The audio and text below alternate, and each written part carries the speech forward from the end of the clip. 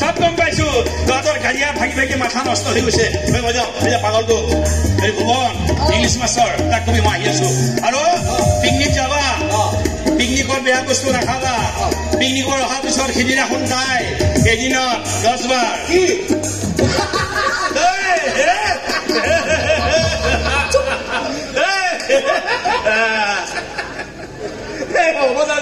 ওলা সোনকালে আহি থাকিব নালাগে দে ৰহ আহি আছো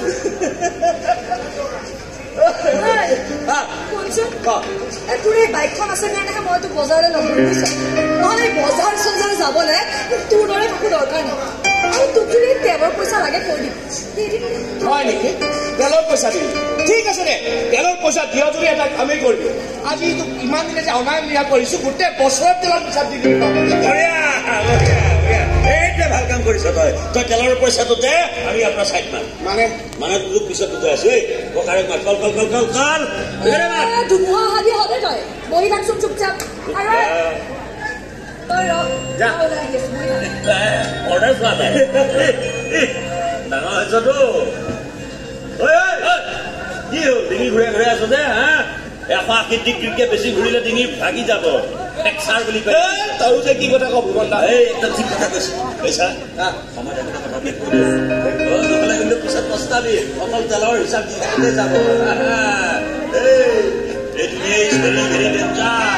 বুজি পাইছ আহিলি বিজনেছৰ নালাগে ইয়াৰ পৰা নিশিকিবি মাৰ খাবি বিজনেছ ইয়াৰ আইডিয়া নলবি দৰকাৰ নাই ই চাকৰি কৰিব আৰু পিকনিক গৈ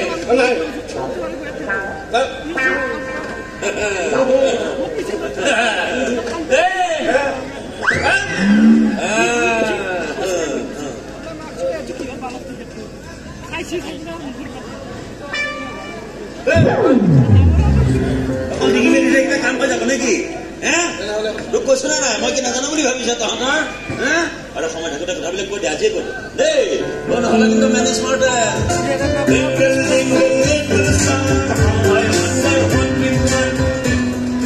কম